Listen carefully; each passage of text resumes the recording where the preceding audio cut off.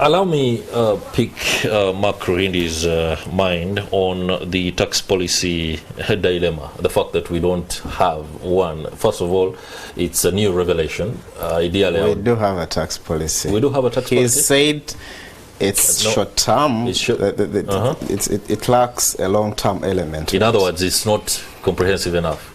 Well, you might say that. There is an amendment that was made that came through last year, and I wrote about it. The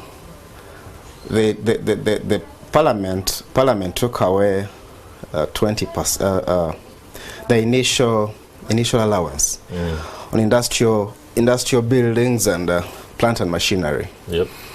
We had an investment incentive to investors investing outside Kampala, 50 kilometers radius outside Kampala.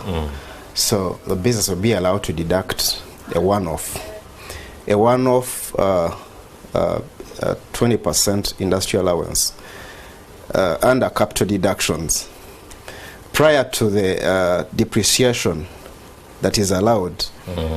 Under capital deductions, an investor will be allowed to deduct that one-off in the first year of putting down the capital outlay on plant and machinery or in an industrial building. That's a hotel, a factory plant, machinery in a factory. So Parliament took away this investment incentive. And that speaks to what he has just said in regards to that short-termism. I speculated that probably this policy it took into account the police and Hoima oil investments, but now that the policy now took out every businessman's incentive to invest outside Kampala. If you had to take a plant to Mbarara, you lost that. If you had planned to take a plant to Mbarara, you lost that allowance. If you plan to take a plant to Mbale, you lost that allowance.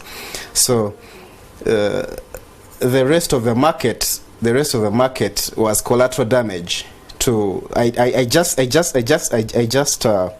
speculated. I'm not saying that that's what the policy was intended for, but if that's what it was intended for, then the rest of the market now was collateral damage, which is not good, because if that speaks to perhaps losses that many of us may not even be aware of that the government is incurring. But again, it flies in the face of the notions that are usually peddled by the president himself, including tax incentives to huge industrialists, especially those that are referred to as, well, we have two investors in Uganda. We have the investors and then we have the investors.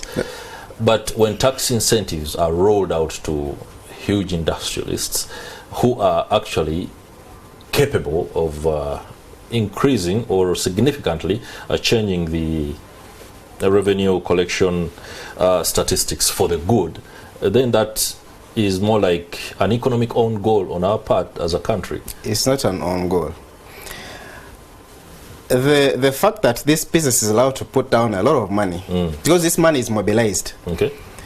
They are taking capital from other businesses through multinational enterprises are taking money through transfer pricing transactions from other businesses to come and invest in Uganda. They're taking on liabilities. So these incentives take into account that capital mobilization to allow these businesses to mobilize that capital and bring it here. And so if they are not allowed to, if they are not given those incentives, then it hits us, because other countries are giving the incentives. From a FDI angle, it hits us because we are not competitive enough. And then you have to take into account that the more investment is done, the more investment is allowed into the country, the more employment is being created. You're paying pay as you earn on your salary. So it's obvious that the short-termism he has mentioned can be looked at, can be pointed out through these kinds of policies that we're talking about. Okay, so there we have we basically have a solution. We should move away from short-termism and begin to plan a little bit better absolutely for sustainable taxation. All right, just allow me move to